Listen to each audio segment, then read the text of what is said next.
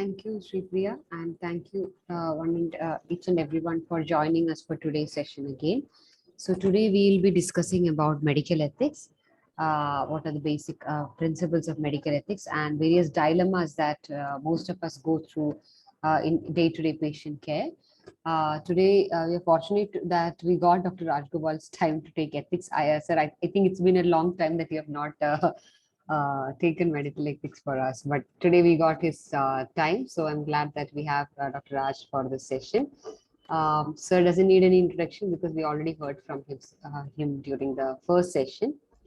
Sir, over to you for the session. So you're muted. Hello, everybody. Long time. Hey. Good evening, sir. Good evening, sir. Say good evening with a smile, please. Good evening. Good evening, sir. Okay. That's much better. Yeah. Hi. Good evening, sir. Hi, good evening.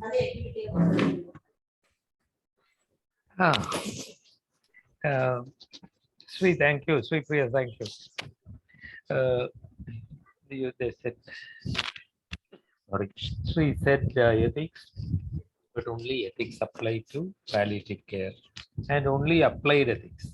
No abstract theory, only things that are of interest to us in our daily practice is what we'll talk about. And in between, you are free to either raise hand and ask questions or send them through chat box.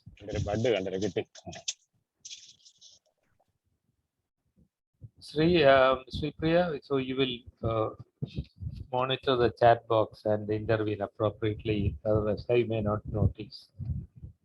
Sure.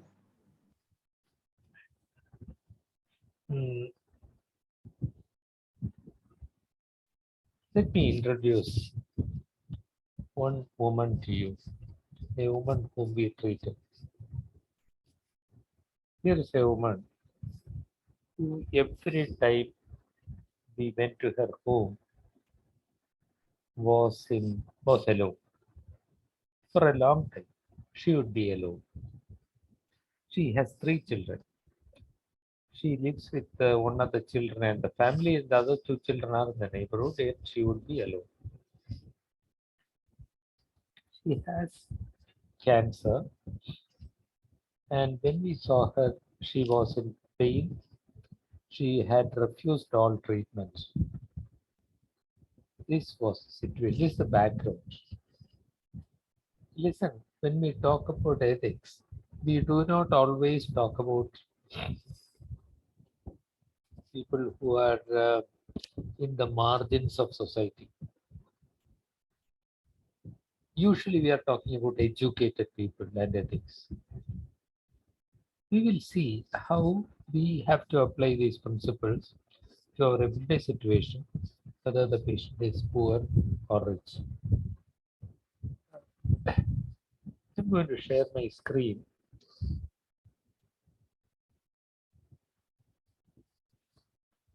And talk about the principles. Just 1 second. Okay, my slideshow.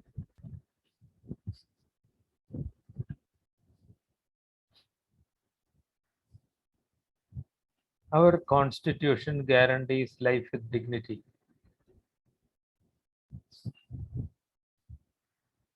That is all in the book. How much would a poor person's dignity be respected, or anybody's dignity be respected in our hospitals, in the medical system? And what you are going to do hereafter is not only to treat their pain and symptoms, not only treat their depression and anxiety, but also restore to them dignity. Friends, I come from a village, a very rural area. That's where I was born and I grew up as a boy. And one thing that I remember from the past is the dignity with which the poor villagers lived. We of the sophisticated society today bend ourselves to suit the environment. We bend before the boss, we bend before the system, we bend before our employer.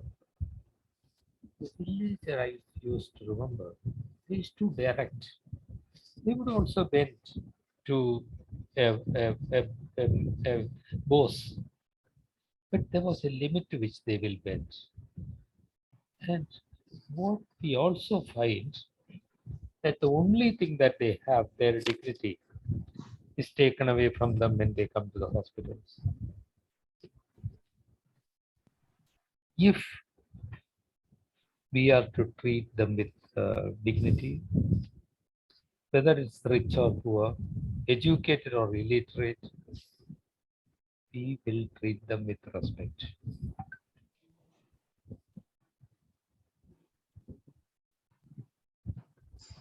Vishwas, Anubha,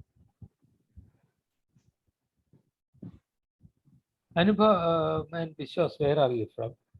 Anubha, where are you from? Will you unmute and speak? Sir, Gurgaon. Uh, Vishwas, where are you from?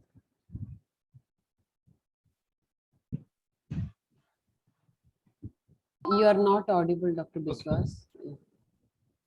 From Trivandrum, sir. Sorry? Trivandrum. Trivandrum, okay. Dr. Belavan, I know where you are from. Okay. So whether it is Gurgaon or Trivandrum, whether you are from the elite, sophisticated society or from a rural background, whether you are the parents of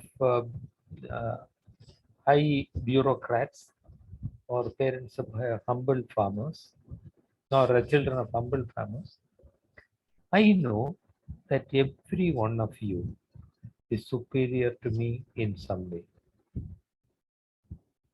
Shetty Jose, I don't know you as an individual, but maybe you dance, maybe you sing, maybe you are mentally a much, much stronger person than I. I don't know this.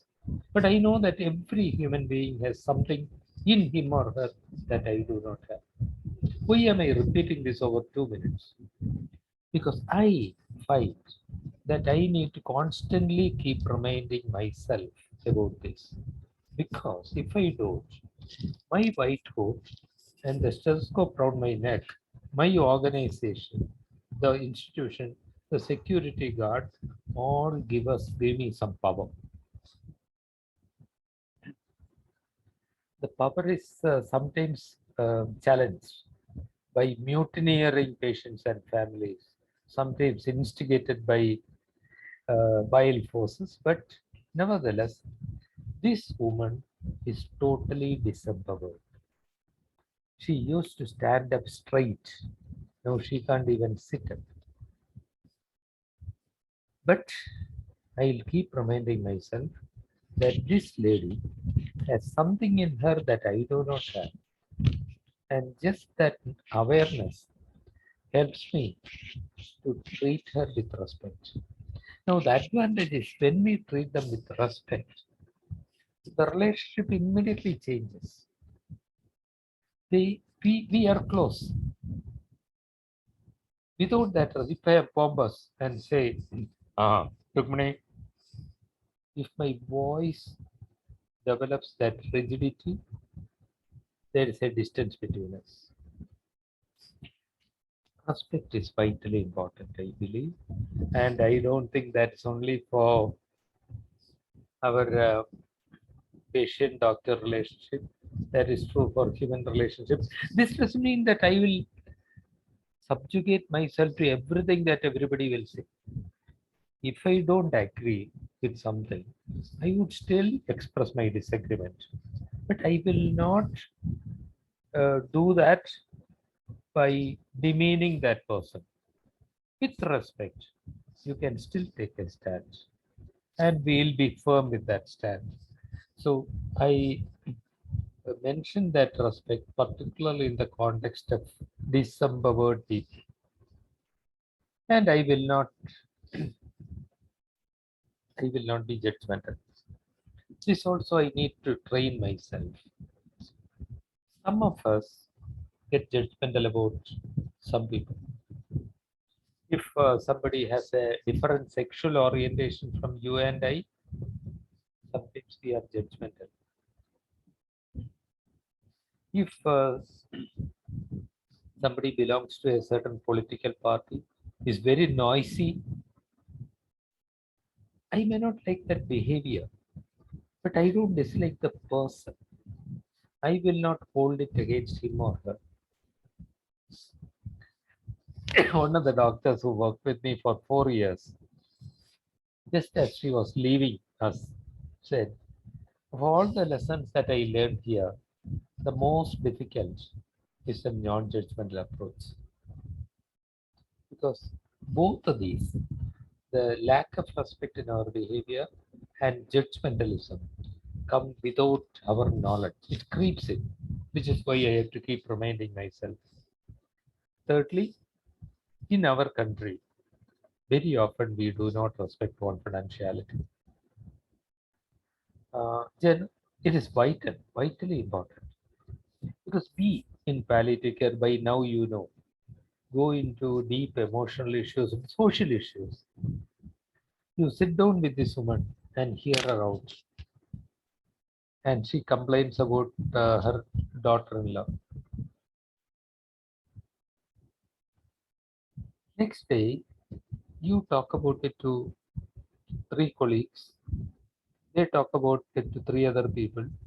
And one of them go and tell the daughter-in-law or advise her, hey, I hear you must change your behavior. What will be the consequence? Who will suffer? Both of them will suffer, but she more than the daughter-in-law, right? I remember a patient who had an autoimmune disease. Her whole body was itching and getting red, hairpin patches. Because she was from a poor place and because the Panchayat bill president was a very caring person, he rang up the doctor and asked her, what does she have? And the doctor said, she has an autoimmune disease. Was there anything wrong with that?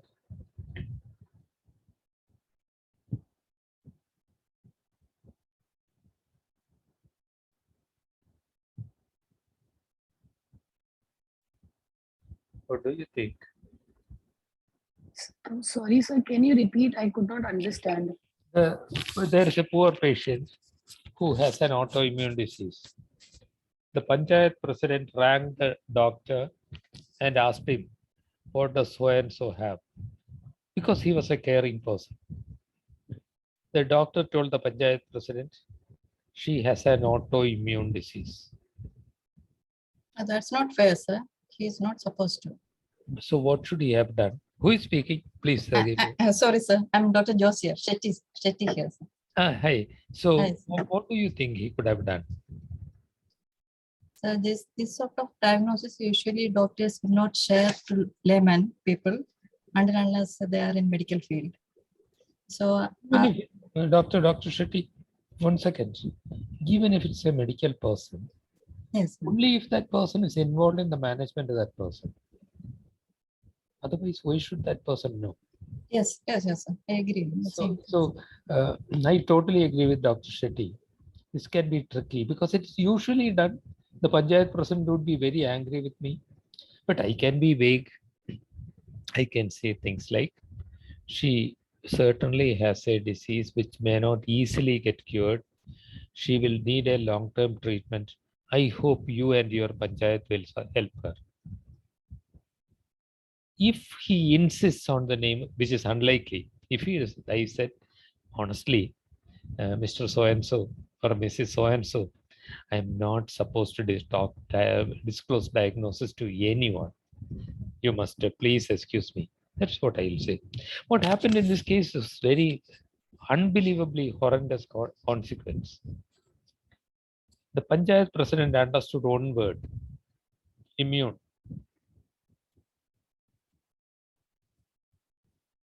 The next day, the whole village knew that this woman had AIDS. She actually, she was in what in Kerala we call a Lakshambid colony, a colony of very poor people. She had to leave her 2 children, adolescent children, and run away from the village. She went to a city and took a job as a maid in a doctor's house because a doctor would understand the diagnosis. It was that bad. So, but that's an extreme situation. Whatever that it is, just not correct. We have to respect confidentiality, and our care has to be centered on the person. We also will care for the family around her, but primarily person-centered. The treatment will not only by Dr. Sveda's textbook,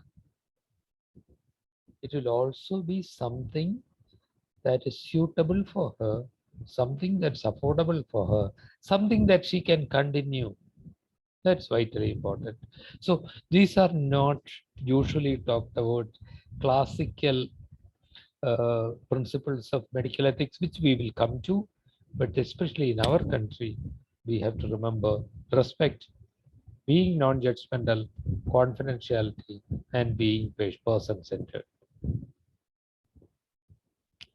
And we have to get to know the person. I know that for some of us it is very difficult. I know that Dr. Prashant in RCC has to see some 75 patients in the palliative care OP a day. It's not always easy to get to know everybody well, but when we have the opportunity, we get to know them as much as possible. Who will do me a favor and read out Chochinov's quotation? Volunteer, please.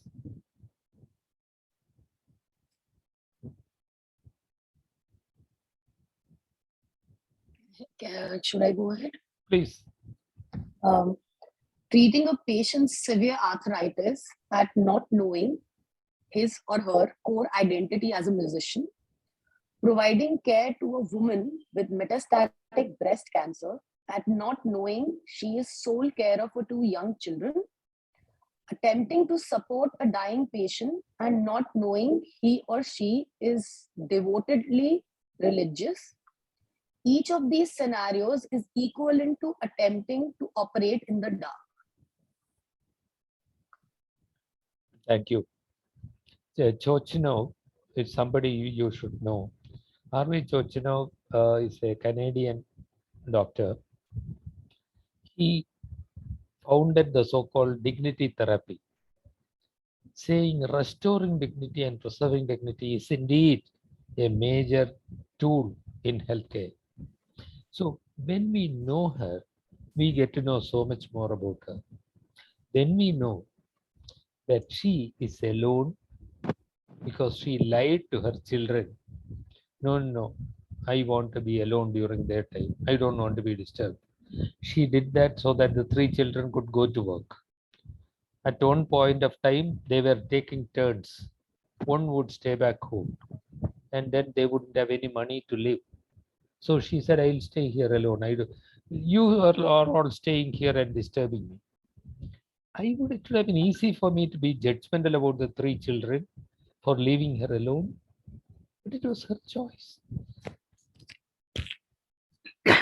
Sorry. And when we got close enough, because I gave her respect, I established a relationship with her. She told me the truth, how this happened. And I told her, honestly, totally honestly, this was part of treatment in a way, though it came naturally from me.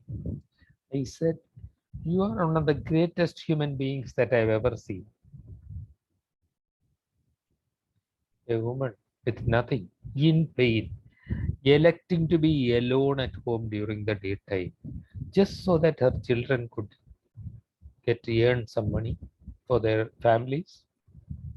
Isn't she somewhere way above me? I know she is way above me in her integrity. And when we know this, convey this to them. When we feel this here, convey this to them. Because at that point of their lives, being respected, being acknowledged for their worth is very important. I did not tell her children till she gave me the consent why she elected to be alone. I respected her confidentiality. Well, so much of digressing in a way, we still haven't got to the classical four principles of medical ethics: autonomy, beneficence, non-malfeasance, and justice. Sri, will you do me a favor and give me a 10 minutes warning?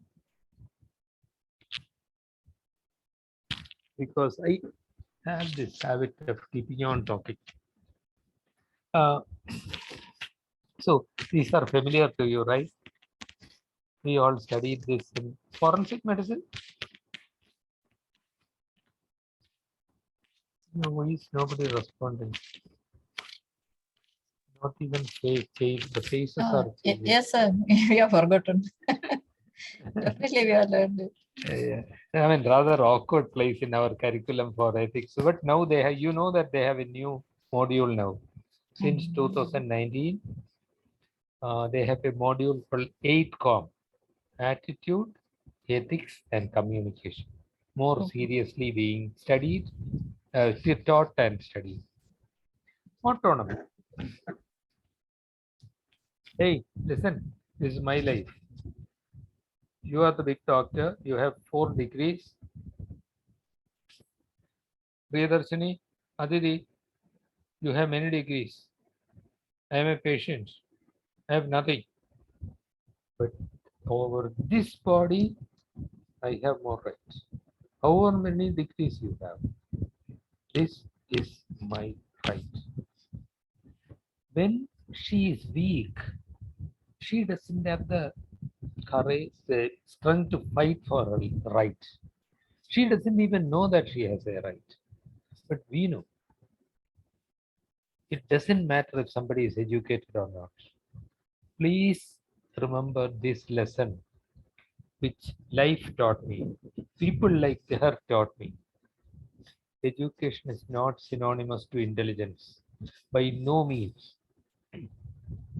The most illiterate villager can be very intelligent. Intelligent or not, they can also be much stronger than I. Most of you and like me have gone through soft lives. They've not seen many difficulties. How about this woman? She has lived through such horrendous lives. Most poor people who come to us, they have the strength. They can take decisions. They can take much more brave and intelligent decisions than we of the sophisticated society. So I recognize her right over herself.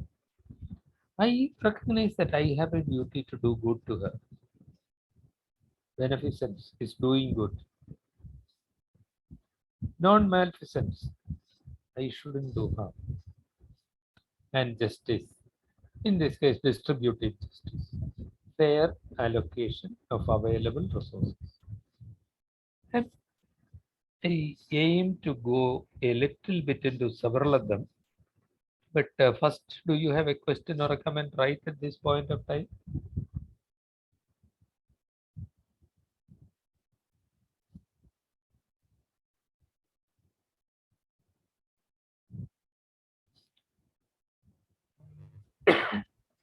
But here we have a dilemma.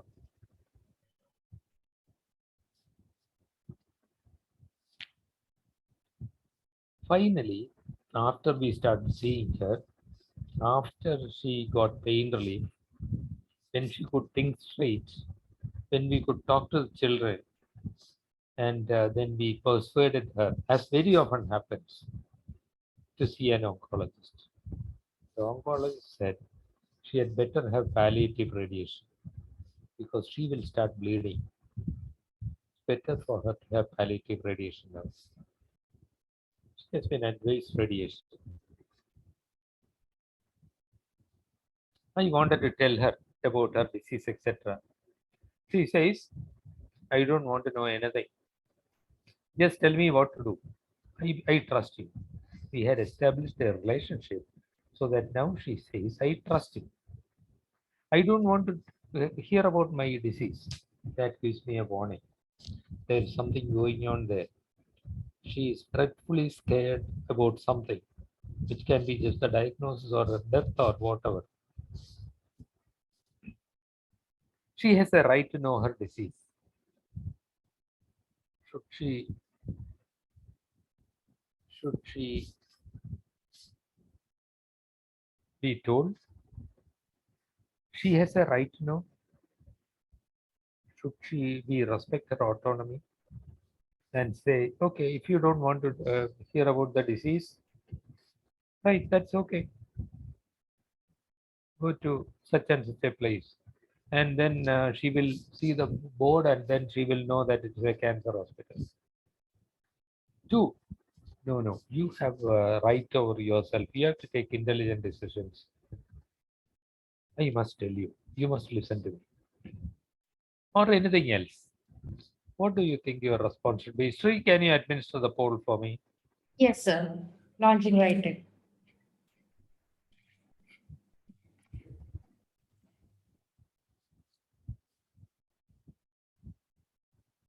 Yeah, participants, you will now see the question of poll 1 on your screen. Please choose the response which you feel is the most appropriate and submit.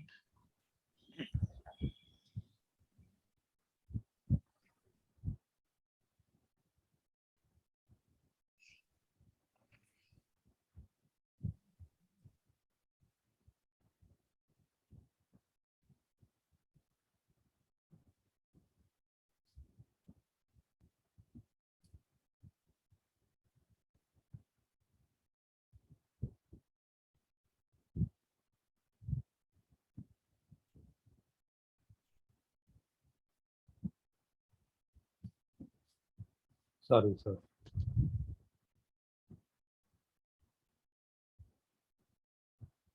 The comments, more I look at more comments in course of time.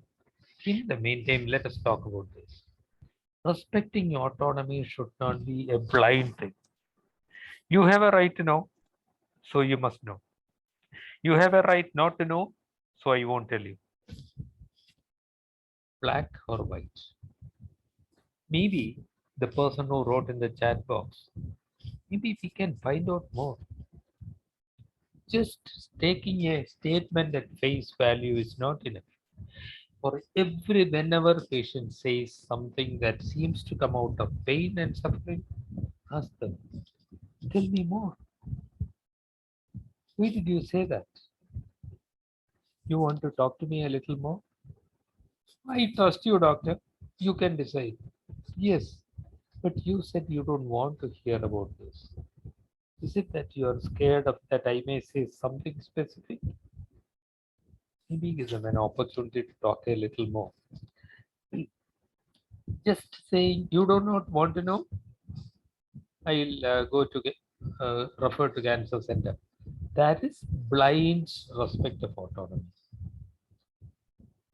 Thinking that you have a right to know and telling her is maybe not quite appropriate because you are disrespecting her autonomy. She says that I don't want to know.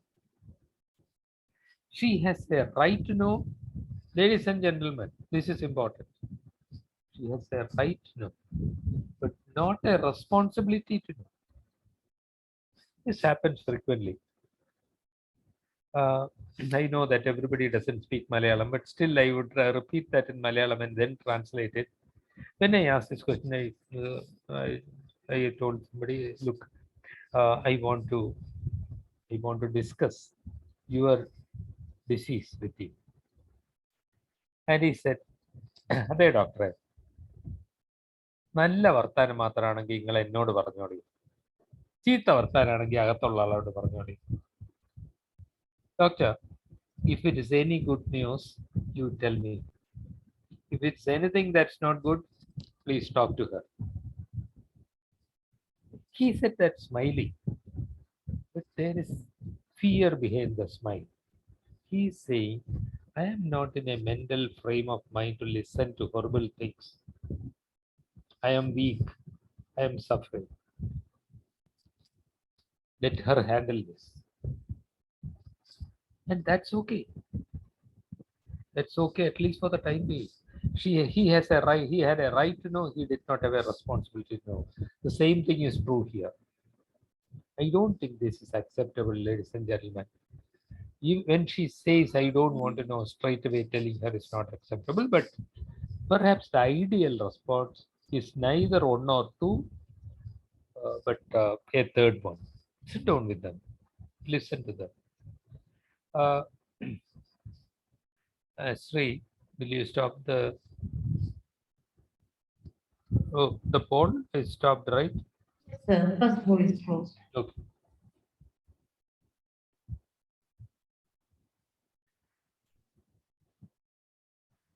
Here, it has to be a shared decision making.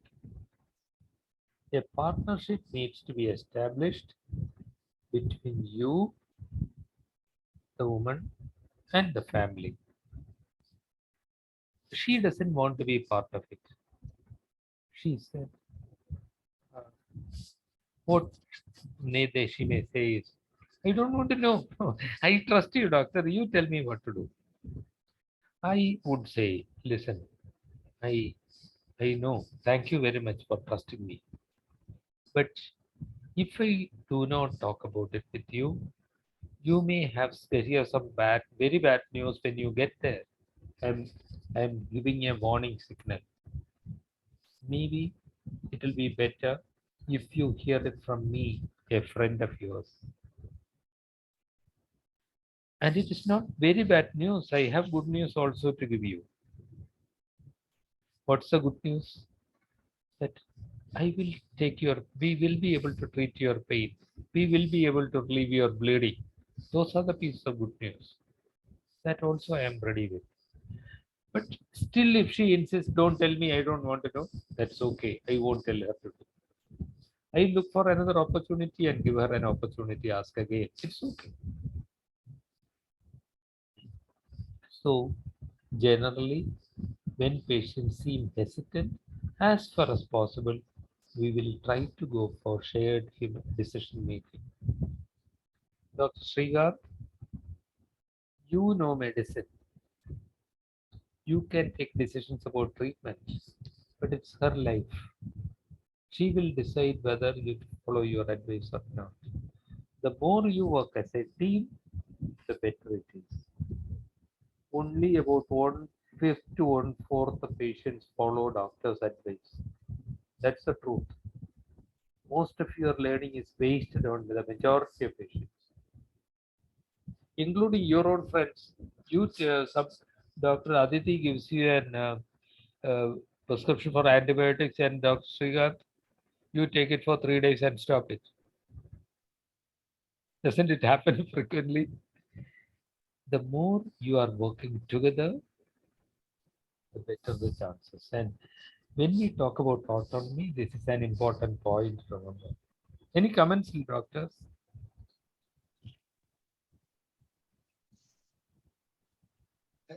That makes perfect sense, sir.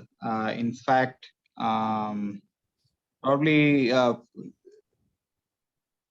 guess it was pure laziness on my part that I did not think of another way to phrase it and then put two directly. But yes, in routine practice, that would be the way to go forward in terms of spending more time getting to know what the issue is and then involving the family. Yes, Dr. Srikanth. But as I said, Dr. Prashant in RCC Trivandrum would be very limited in time. They will have very limited time with the patient. But even within 2 minutes, within a minute, there are things that you can do, like convey, look, I will help you. I am here. And once in a way, out of that 60 patients, out of those 60 patients, I may find that two really are grappling with a lot. I may say, listen, would you like to get your lunch and come back here at 4 o'clock? I want to talk to you. It may not probably work out. It may work out. I will try. Thank you, Dr. Srikanth, and thank you, everybody. Thank you, sir. So we have a balanced Dr. approach. Shilpa has raised her hand. Yes, Dr. Shilpa. Sir, many a times, even before when we see the patient, the caregivers or the family members come and they say that, doctor, please don't tell the diagnosis to the patient. Sir, what should be ideally done in that Yeah. case? Sri, is the session on communicating bad news Yet to come, sir. yet to happen? Doctor, shall I postpone it? Because that is going to be dealt with in detail. There also, the decision making has to be shared. But I mean, like just now we mentioned, it is not. I will have to tell you. I won't tell you. He said it is neither is the best. He said a different approach is better. Same holds true there. I wish I am very tempted to go into that, but there is a separate session on communicating bad news. I'm sure it will be dealt with about handling that collusion in the family. Okay, sir. Sir, there is one more hand. Yes. Dr. Anubha. Anubha? Sir, I wanted to say something from the angle of shared decision making. I mean, we come across a lot of patients who are actually curious. I mean, chronic pain patients who don't have answers to their issues, and it takes years to understand what is the illness they're suffering from. And when you're that clueless and suddenly you come to know, you have a lot of questions. The patient might be scared, but they do want to know what is happening with them. Maybe not in like extreme level in the first go, but a little bit. And I feel that if the doctor patient has a relationship where, even if it's a 2-minute conversation, but if the doctor and the patient can have an understanding in that 2 minutes where the patient knows that the doctor will be there no matter what is happening, I think that's where the mutual trust and benefit, gains up, and it's easier to have shared decision making and a better treatment protocols and better understanding with the patient. Anubha, is this my friend Anubha of chronic pain India? Yes, sir. Oh my God. I haven't seen you yet. Like, your face is not visible to me. I don't know where you are hiding. Anubha, thank you. Totally. 2 minutes you said. Reduce it further. If in some of our primary health centers, it's a flu season, hundreds of patients, and you may have only a minute, but even within that minute, even if you do not have time to talk a lot, if with the face and a touch you convey, look, are you feeling a bit scared? I think it's going to be okay. Just take these medicines. In those 15 seconds, what Anupha has just now described can happen. So Anupha, thank you. Very precious lesson there. Absolutely. It's the way we talk. And then let me add a postscript to that. Sometimes we won't be able to do that. The doctor who has to see 160 patients in that primary health center gets physically and exhausted. Maybe that's okay too. We need not be perfect all the time. So long as we are doing our best, recognizing that we are mere mortals with our own feelings. We are not going to be perfect doctors all the time. That's also okay. We have to we have to be compassionate to the patient. But Dr. Baram Ali, you have to be compassionate to yourself also. Yes, I am digressing now. I shouldn't. Back to this. Anubha, thank you. The patient says, I do not want to talk about my disease. And here you are striking a balance between autonomy and beneficence. I brought it in because none of these is standalone. Autonomy is usually considered the overriding principle of medical ethics. Most important. That doesn't mean that autonomy can be bereft of beneficence. After all, we are there to do something good for the person, not to exercise a principle of autonomy blindly. So we'll balance that. And sometimes we may take an attitude of blind or a weak paternalism. Okay, so and so, I see that you do not want to talk about it. You want me to decide. If I were in your position, I would go for the palliative radiation. I would definitely do that. I'd be happy to say that. If she totally refuses to discuss that. But talking about autonomy, Dr. Amrita gave her morphine. Should she have taken? This is also autonomy. Taking informed consent before treatment is an important principle of autonomy. Important way of exercising autonomy.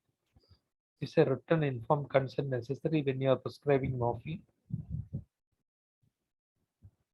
Somebody who has not spoken so far, please speak up and tell me. Do you think this is necessary? Consent is not necessary. Yes, sir. Who said that? I mean, whoever, sorry. Aditi, I don't know if you said that. Yes, sir. There is a principle called implied consent. If somebody comes to me for treatment, the principle of implied consent means that they are agreeable to our routine treatment measures. Otherwise, they wouldn't come to me. So, for doing each and everything, routine, non-invasive medications, etc., a separate informed consent is not necessary. The courts will accept, okay, he came to you for treatment, naturally you will give the treatment. Here the question is there something special about morphine? Only thing special about morphine in our country is that most doctors do not know about it. It is something that every doctor prescribes in the Western European countries. So we don't. We use morphine on thousands of patients every year. We don't take a written informed consent for that. Anything invasive, anything out of ordinary, we will inform. But should I tell her that she has morphine or should I'm giving you some tablets? Just take it. And instead of writing morphine on the envelope, I write M, tablet M, and give it to her. Is that acceptable? That's not acceptable. She has a right to know. Whether she is literate or not, she has a right to know. She needs explanations. We have to help her to understand. But not necessarily written informed consent. You must remember one thing. Many of the people that we care for put their signatures in a paper 4 or 5 times a year, 4 or 5 times a year. You sign yourself to 93 times every day.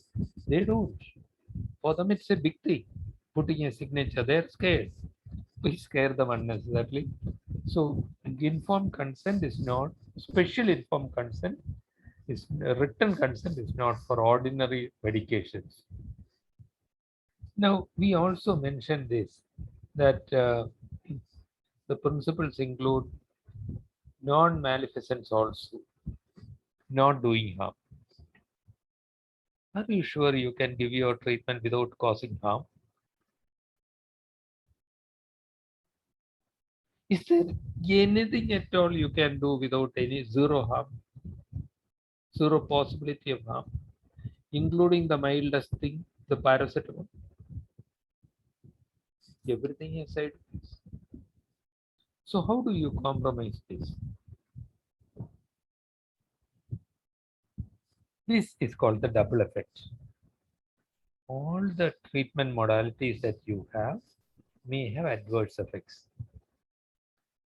When the benefits of a treatment outweigh the disadvantages, complications may have to be accepted. So, ordinarily, when you use the paracetamol routine medication like morphine, we don't take a special informed consent. That is implied consent. But suppose I'm using anything out of the ordinary, then I will take consent. In a cancer center, chemotherapy is routine. We may or may not take informed consent for that. But if you are doing something that is high possibility of harm. If you are doing something with that pokes a huge needle into the body, not an ordinary intramuscular or intravenous injection, but maybe a celiac plexus block or an invasive ablative procedure, then uh, the double effect may be accepted, but we will take informed consent. So, of the four principles that we mentioned a minute back, autonomy, beneficence, non-maleficence, as you have seen, none is absolute. All of them are intertwined with each other. And the fourth is justice, fair allocation of available resources. Her oncologist has advised an MRI scan.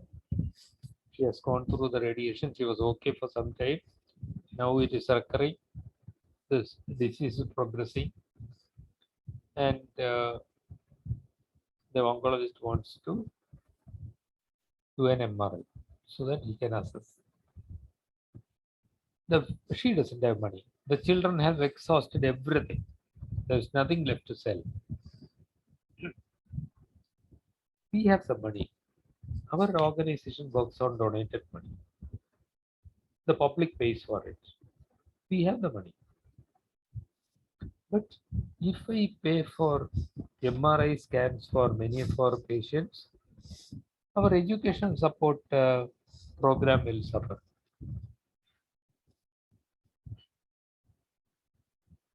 Or something else. The same money could pay for medicines for pain relief for 50 patients. What should I do?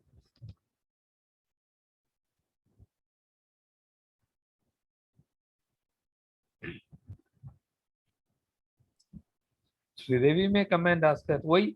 It is not your money. The public is giving it. Why can't you do this? If Sridevi has practically fallen in love with that patient, caring for her enormously, she may argue for that. What should I do? But sir, unless treatment prognosis wise, if there is nothing positive, it's better to avoid this sort of investigation, sir. Who said that? I'm sorry, sir. I'm Josiah Shetty. I agree. That's the way it is. That is the principle of distributive justice. Fair allocation of available resources. Available resources includes money, includes your time. It's not equal. It has to be equitable. Those who need more of your time get more of your time. Those who need more of the expenses get more. So fair allocation of available resources based on the benefits, cost benefit ratio. If I have a doubt, Sridevi is coming and challenging me. Why can't you do this? You have the money in your accounts. If I am in doubt, what will I do? I will ask three people. I come. Let us quickly form an ethics committee. Take a decision today itself. What is the right thing to do? Because I said, okay, this is not a fair example.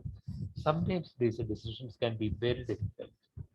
And when it is difficult, when I am unable to take a decision, I should get a group of people together, 3 colleagues getting together, brainstorming for 1 hour, arriving at a decision. And finally, the woman's condition is deteriorating. And when she was breathing had become very bad. She was taken to hospital. She had been in an ICU once after her radiation when her condition was bad. She said, don't take me back there. The doctor there in the casualty says, she had better be in the ICU, her oxygen is dropping. The son says, take her to ICU. My mother is very important for us. What should we do?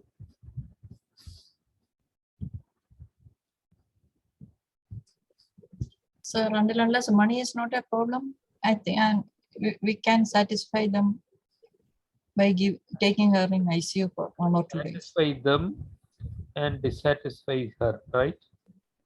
So shouldn't we respect her decision and maybe talk to her a little more and then see?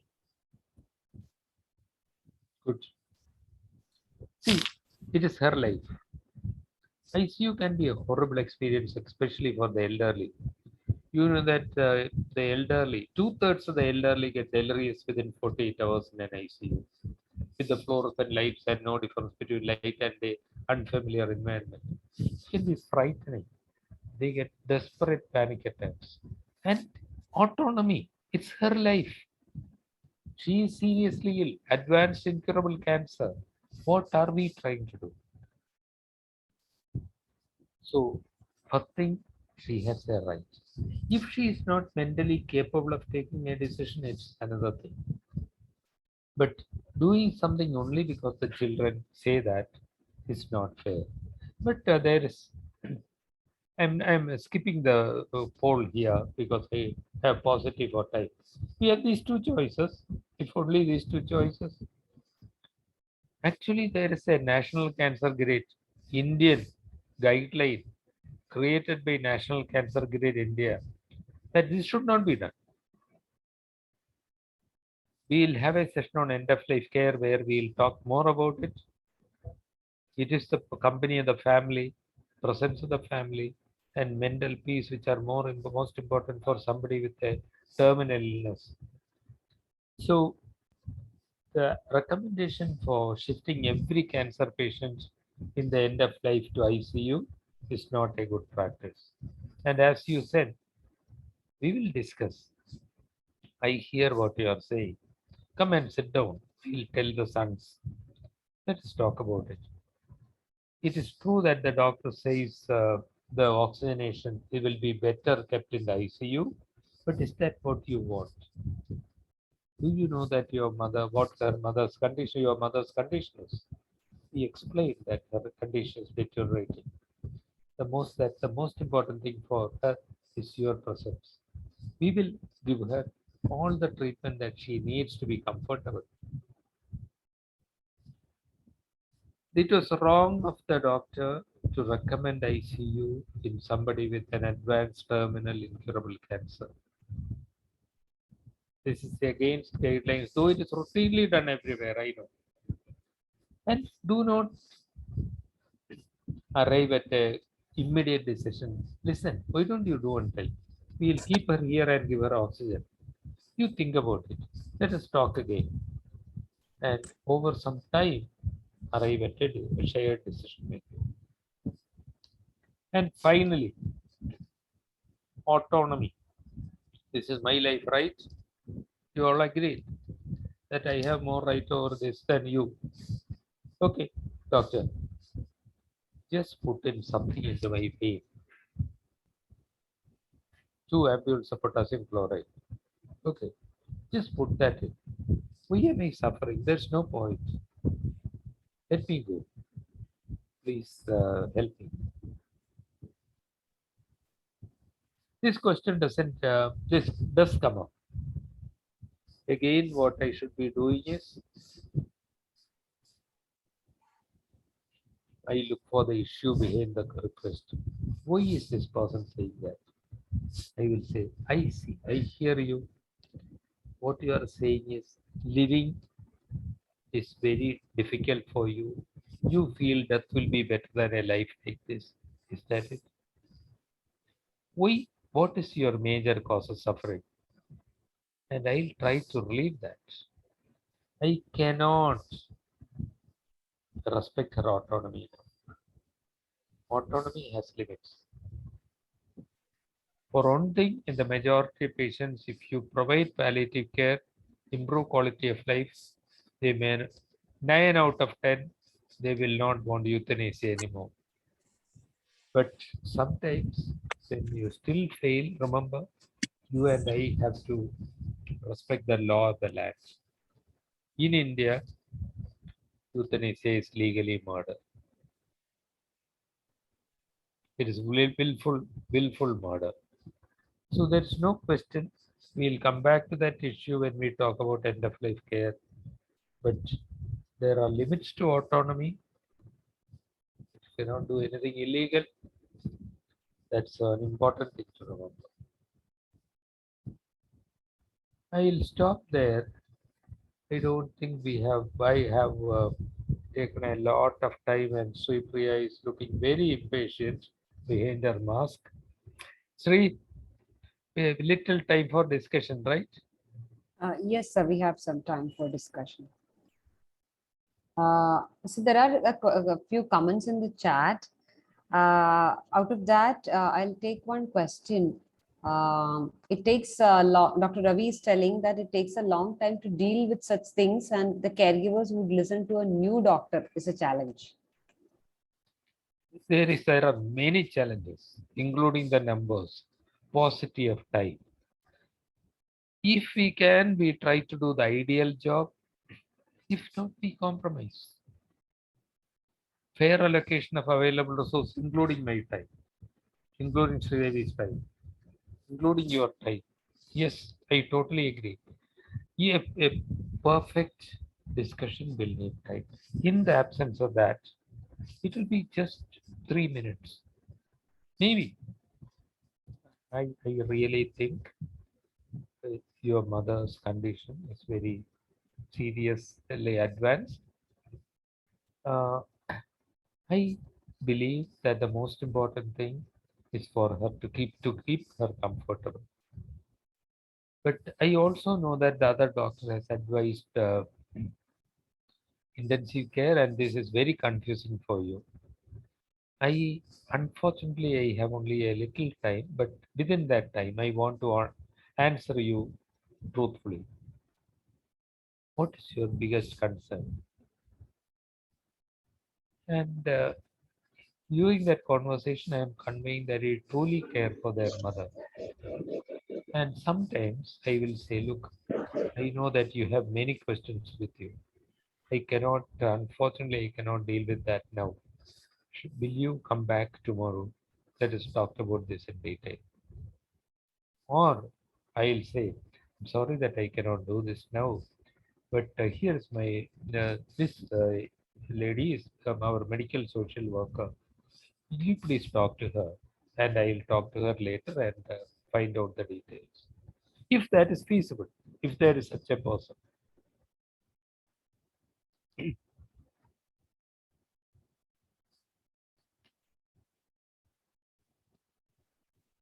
We can take up one or two questions if there are any, or we'll move on to case presentation if there are no questions. Dr. Anupa has commented that AIMS Delhi has drafted a policy around euthanasia. Sorry? AIMS Delhi has drafted a policy around euthanasia. Yes, yes. That is specifically about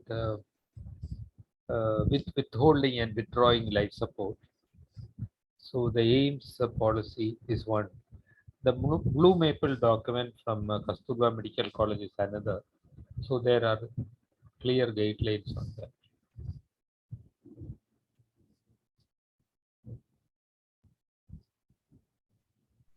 I think if there are no other questions right now, we can move on to the case presentation and then take up a few questions. Sri? Yes, sir. Sri, may I leave now, Sri? Sir, if you have some time, like I've gone through the presentation, but I think it will be good if we have you for some more time. Okay, you proceed with the case presentation. In that case, I'll have to make just one call and I'll rejoin you. Sure, sir. Sure. I'm here. Sure, sir. Dr. Yes, Dr. Abhijit?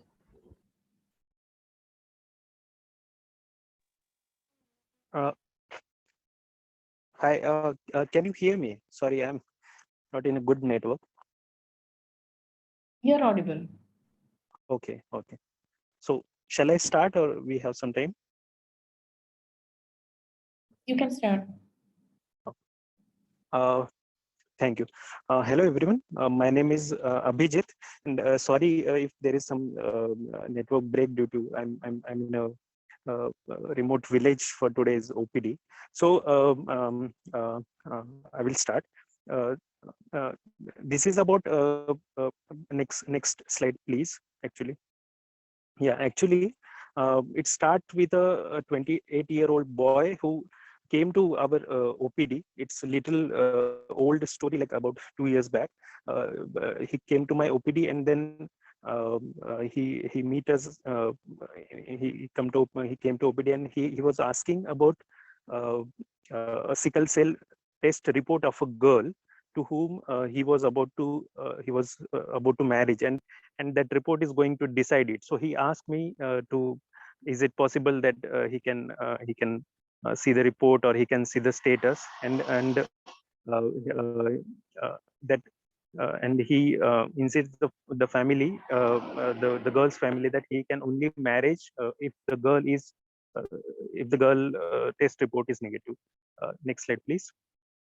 So the girl in this discussion, she's a 23-year-old, and she's a diagnosed case of sickle cell trait, uh, and she has been taking folic acid since a few years because some other doctor, he advised him to continue taking folic acid to prevent uh, anemia, and her marriage got arranged a few days back, and someone from the girls village, they told they told the boy that the girl is having sickle cell disease, and if you marry her, then your child will also have the sickle cell disease.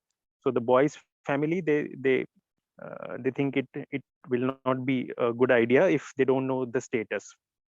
So they demand from the girl's family that they should tell the truth, or whether the girl is having sickle cell disease or not. Otherwise, they are not ready to continue the marriage. So and the med and the doctor, I was the doctor, so I know the boy and the family.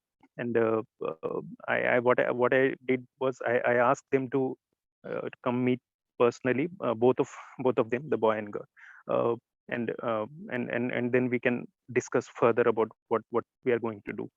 Next slide, please.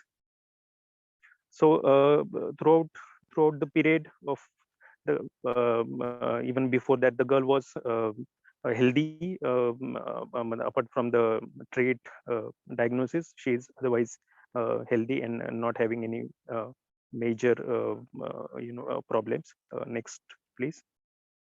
And the average hemoglobin, it's around like 10 gram percent, and she's taking folic acid, as already said, and there is no major illness which which prompted her to have admission or something like that. So what I did is, I asked the boy and the I asked the boy to come with girl sometime after the time of OPD, and I explained both of them that what is the sickle cell disease and what is the trait, and if you are going to if you are going to marry, then what is relevant in this case. Like it's not only about the girl's sickle cell report, but it's also about the boys sickle cell report also. And I asked them to both of them to do the test, and both of them, they can share with each other what are their reports, and then they can decide. And at the same time, after meeting with the couple, after I met with parents also, and I explain them it's not only about the sickle cell report of the girl, but it is the report of both of them, which is going to affect the probabilities and everything about the child. uh, Next slide, please. uh, so in this case, the overall psychosocial scenario is a little biased, or little the weightage is at the girl's side, or the girl's family. They are more concerned about the marriage of girl as any other girl's marriage in our society. And they are worried they are worried that the girl's sickle cell report will be revealed, and the family will come to know, and the marriages will be at risk. And unfortunately, they haven't been told uh, about the disease, about the treatment, and how it is going to affect in the marriage, how it is going to affect for the children. So none of the points regarding the counseling has been conveyed to them till now. And the boys family are not ready to listen, or they are reluctant to listen from the girl's family unless they know the truth. Next please. uh, yeah, this is on medications, folic acid only at that time. And the main concern in this is the girl do not want the marriage should be, it should not, she do not want the marriage should be broken, or and the boy needs the true report, otherwise the boy won't proceed further in the marriage. Next please. So overall summary is because of the girls, because of a rumor which is spread by someone, that girl is having sickle cell disease. There is a ruckus in boy's family, and they do not want to continue unless they know the truth. And in this situation, the doctor did what I did is I talked to both of them, and then ask them to decide by their own that what they are going to do, and that then they can decide if they are okay with the marriage or not. Next one please. So overall discussion point in this case is what ethical principle is under discussion in this case. Did medical officer violate any ethical principle here, and was his approach was my approach correct, and what approach I should have taken, and who else in such cases can play a role which can be a significant role in solving such ethical dilemmas. Yeah, thank you. Thank you, Dr. Abhijit. There is already a chat in the comment box. This is a breach of doctor-patient confidentiality. Avijit, can you show me the last slide once more? The previous slide, the one before this. Okay. Okay, back to you, Sri. Sorry. Dr. Anubha is telling that this is a breach of doctor-patient confidentiality. Did the girl want the boy and the family to know about their illness, her illness? That's what Dr. Anubha is asking. Dr. Abhijit, do you have any? Yeah, actually that's right also.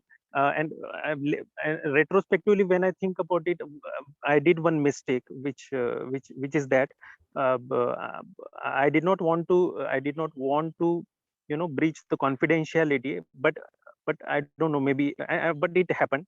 So what I did is I asked both boy and girl both to come together in the OPD, and after the time of OPD then we can discuss further. But my mistake was I did not talk one-to-one with the girl first, which I should have done. That this is the situation. The boy came before this meeting, and the boy asked me to reveal the report, and this has happened, and this is what I suggested him, that we should all talk together, like the couple and the doctor. We should all talk together. So this I did, but what I should have done, that I should have talked to girl first, whether the approach is correct or not, or you want to take the decision. So the one thing was clear, that I was not going to anyhow, I was not going to open or reveal her report to the boy alone. But on the other hand, the approach which I tried to do was also not the perfect one. The better approach was I should have asked the girl first. I should have discussed with her first, and then I should have discussed both of them together. So that I feel, yeah. Thank you, Dr. Abhijit, for reflecting upon that. Like Dr. Raj, if you want to leave early, I think we'll just come to you for your inputs on this. No, maybe maybe by jumping in, I'll be compromising the discussion that's likely to happen.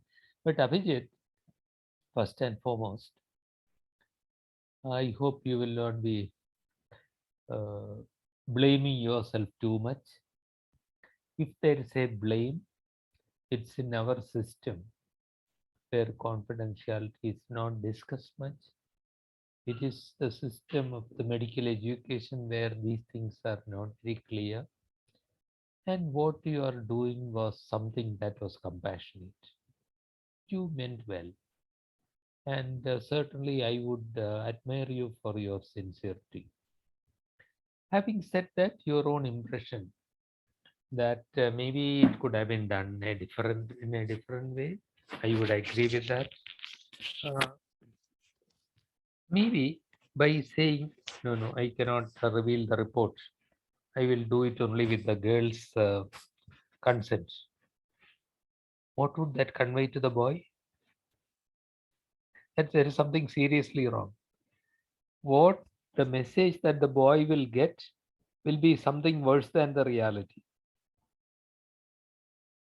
What maybe, Abhijit, one possibility is just say, not only for these girls, for any patients, I cannot disclose any information without the patient's and family's consent. Even if it is perfectly normal results, I cannot show it to you. That's against the principle. Sorry, I'm extremely sorry. You must give me permission to talk to the girl and family first. If they consent, we'll have a discussion. And then I'll talk to the family, and then maybe the best thing under the circumstances, they have heard that something is wrong.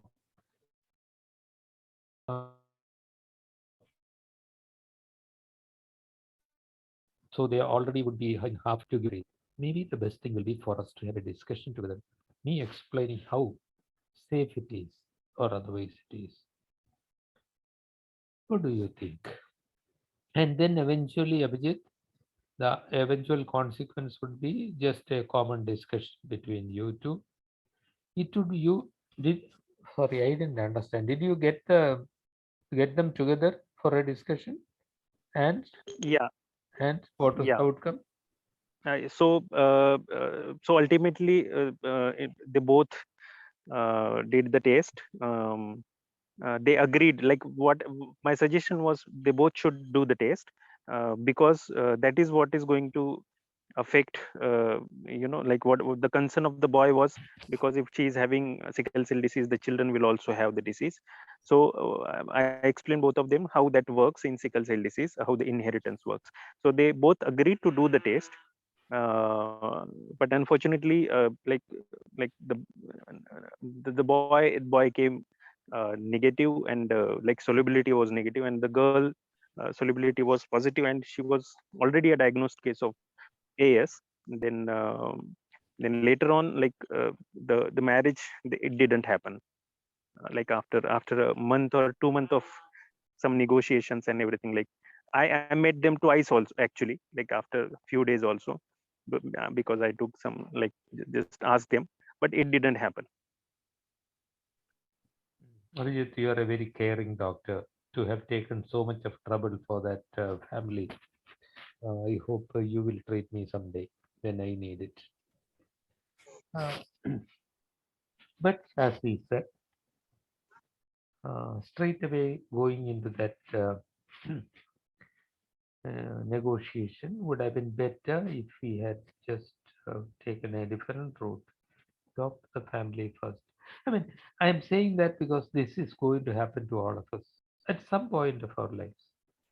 And if we make a routine practice of saying, I will not, I sorry, I cannot disclose it without the family's consent. That's our routine. And sometimes they may take a very wrong message out of it. And Abhijit, none of us can be right all the time. Whatever we do, maybe if you, in your case, it would have been succeeded. If you take my route, maybe it would have failed. All these things happen. We can only try our best. Sir, I have a doubt, sir. In this case, why can't we refer them to psychologists or counselors or this sort of, because we may not be, we are not trained in that way. Like most of the people we are treating only, but this sort of things, I think it's better to. What do you Yeah. think? What do you think? Thank you. To me, Everybody, sir. everybody, the group's comments. majority of people have been very silent. कुछ तो बोलिए.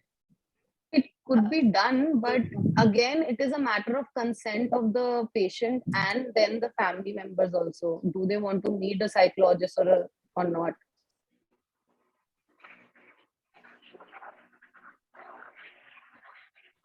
Dr. Shweta, you were about to tell something. Yes, so I do agree that maybe a counseling would help, but I also have this question that shouldn't be looking at both sides of the story. I mean, looking at it from the girl's point of view, yes, it would be doing justice to her when we refer the boy and the girl's family to a counselor. But then, how much of that understanding or how much when we talk about autonomy or respecting a patient's view, possibly even the guy's side might ask, okay, I have this concern. If I don't want that possibility that my child could have the disease. Now, we have to respect that as well. So I believe that yes, genetic counseling might be helpful, but again, all parties involved have to somehow come to a consensus. And like you always say, sir, I mean, there's only up to a certain point that we can help. Thank you, Shweta. Abhijit, let me come back to you with a question and then we'll come back to Shweta's suggestion. Abhijit, I can't remember. From what I remember, if somebody has a sickle cell trait and the boy is negative, it's unlikely that it's not going to be, the children are not at risk. If only both of them are have sickle cell trait, the children run a risk. Am I right? Yes, sir. Yeah. So Shweta, here it is fear of the person, and if Abhijit seems to be favoring the girl, the boy would be naturally suspicious. And whatever, even if you give the whole truth, the boy may say, yeah, maybe he's right, but why take a risk? And they may go away. We can't help all that. But Shweta, I totally agree that this needs sometimes even more conversation and permissions, because referral to a psychologist itself carries a stigma. Certainly, this species, the species of psychologists, are they abundantly available? Oh my God, it is so much easier to buy an interventional, but to get an interventional cardiologist than a clinical psychologist. And moreover, they are expensive because a counseling session is at least 1 hour and it goes on at least 40 minutes. And it is several counseling sessions. But if you don't agree with me, please give me, I need 2 patients badly needing counseling among our inpatients right at the moment. And for the last 3 days, I have been searching and no way. Trained counselors and psychologists are not easy to come by. It is wishful thinking. But back to the question, is that necessary at all? Genetic counseling, is it practically feasible? Perfect. But a psychologist who does not understand fully about sickle cell trait and the consequences, what good would that psychologist be in this case? This is the same for a psychologist coming in to help with palliative care. They are precious. We have a group of counselors generally available. It's only that in this particular case, we don't have the particular language matching. That's my problem today with 2 of my patients. But otherwise, they can be very helpful. But if they are to do with this kind of counseling or palliative care counseling or why end of life care counseling, this knowing psychology and practicing it's not enough. They also have to understand end of life and palliative care. And in this case, they have to understand genetics. So that may not be a workable, feasible solution. But suppose there you are in an institution where a genetic counseling, a specialty is available, and that would be perfect, no problem.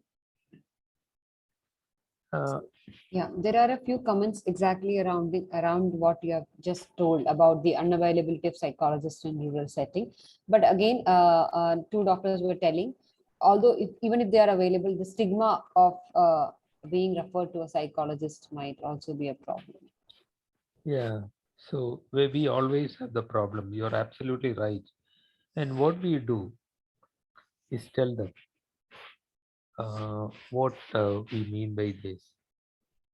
What I would tell them that two people within my close extended family are undergoing this, and it has changed their lives for the better.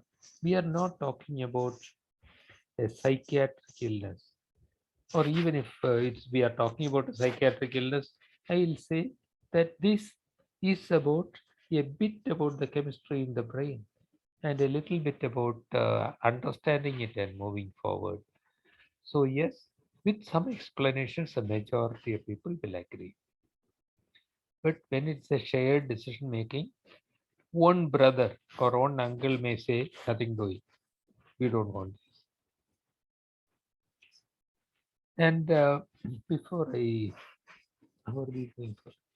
Before we leave, let me make this one point.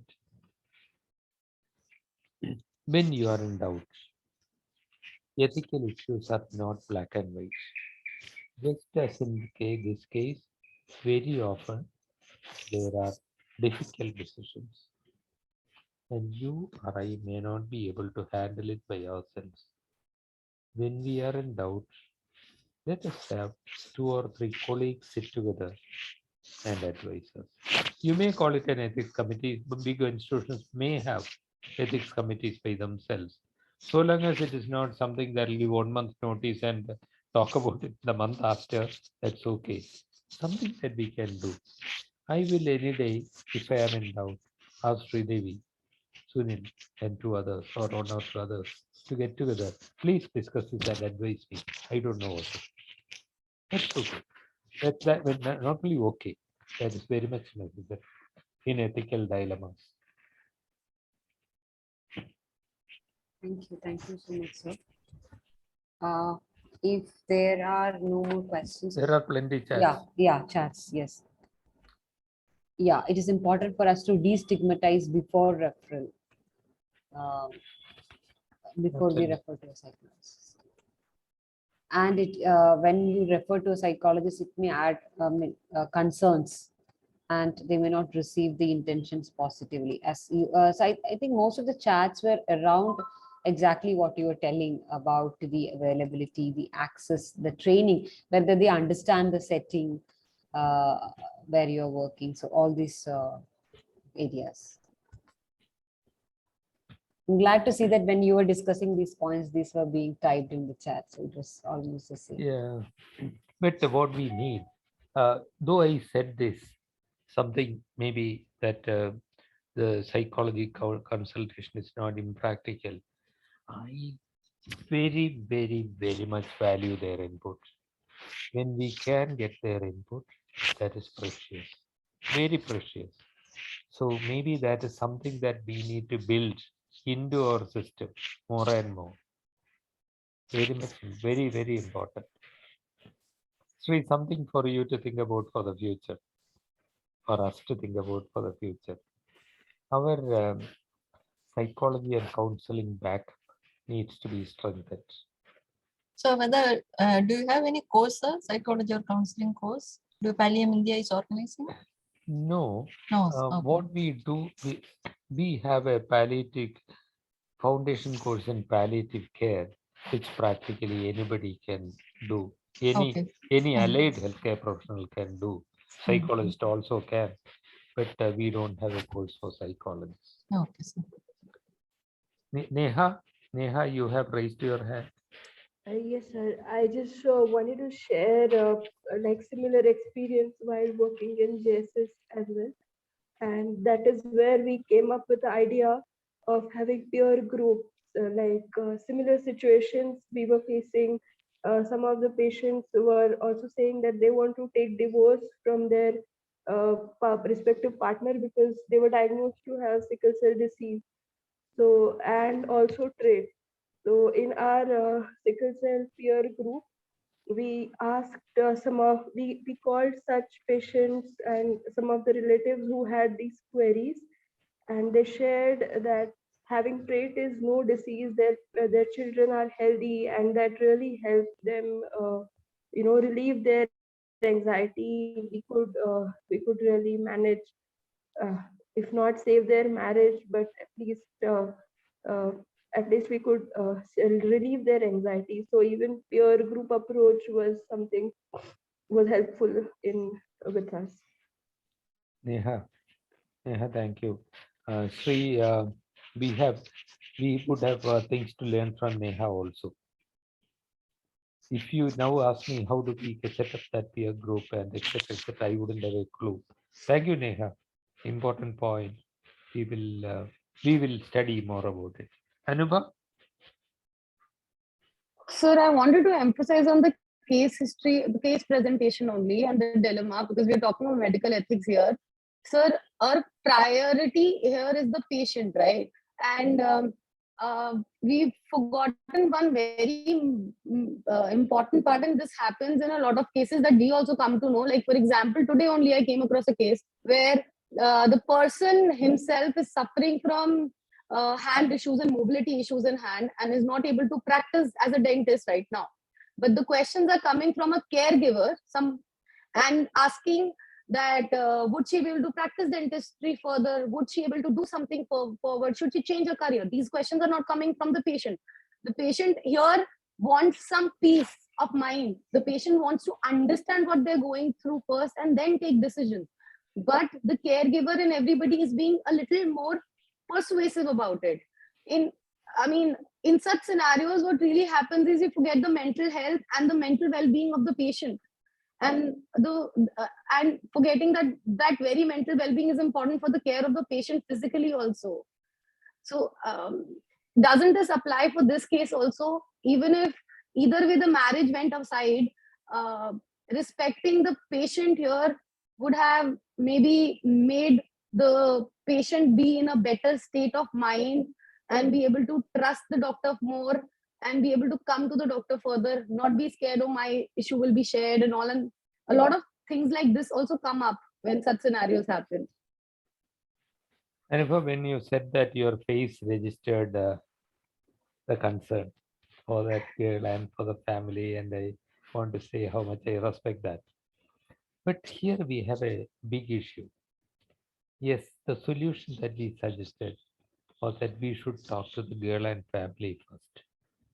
We will say the girl and family, not the family and the girl. Let's have that very clear. That person is key. In the center, the family is important. In the periphery, in the center is the person with the illness. That's no doubt about it, Anubha. That's very important. So here, the strategy that we suggested, Abhijit could follow in future, is that when the man comes and asks, or when the family asks, he would say, in no case can I discuss anything about any of my patient's illnesses without the patient's and family's consent. Okay, we must talk it. We must get their permission. Whether they, even if they are perfectly normal, any discussion will be necessary with that. So that we do, but the rest of it, the girl doesn't even know that she has a right to autonomy. Very often, she has given it all up, or others have snatched it away from her. So Anupa will be now giving her autonomy back to her, saying that maybe you need to think. And and the uncle breezes in and says, "Look, she's but a child. She's so young. What can she decide? We know, we elders." So those things happen, It's sometimes very difficult to protect the patient from loving family members. But how are you going to tackle that? Now, when you discuss communicating bad news, I'm sure you will go into details of this. But remember, never to antagonize the family. Once you antagonize the family, you lose the chance of helping that girl. They will, they will take her away to some caring doctor, not this heartless doctor. Never antagonize them. Remember that they are taking a particular stand out of their love for the girl, and we must respect that. So maybe having conversations with them, that is not to say that we'll take the girl away from the center, but unless we are able to take the family with us, we have lost the game. We'll talk more about it when we discuss collusion, when they discuss communicating bad news. Aniba, good to see you again after a long time. Hello, friends. That was a rich discussion. Sridevi, Sripriya, what an amazing group have you got together here. Don't loosen them. Don't lose touch them. Let us hold them very, very close to Pallium India's hearts. I'm sorry, I'm late. Yes, sir. Okay, Dr. Aditi, if you have a question, can you just type it in the WhatsApp group? I'll forward it to sir and get back to you. I'm so sorry. Sure. No problem, ma'am. Thank you so much. Thank you, sir. Thank you, everyone, for the wonderful interaction, as sir told, because we also learned a lot from you, your inputs and comments. Thank you so much, Sripriya. Thank you, Dr. Sridevi. Thank you. I wish to thank Dr. Rajagopal on behalf of all of us for his wonderful time in spite of his busy schedule. And just before winding up, just 1 or 2 points. Please don't forget to leave your feedbacks because it is very valuable for us. The link is being shared in the chat box as well as the WhatsApp group. And just an update that we have already shared the link for assignment 1. Kindly do attempt and submit it before 22nd. So that's all from the coordinators desk. So with that note, this is Sripriya along with Dr. Sridevi Warrior signing off from the Tips Echo Hub. See you in the next session with another interesting topic and a healthy discussion. Take care, everyone. Bye-bye.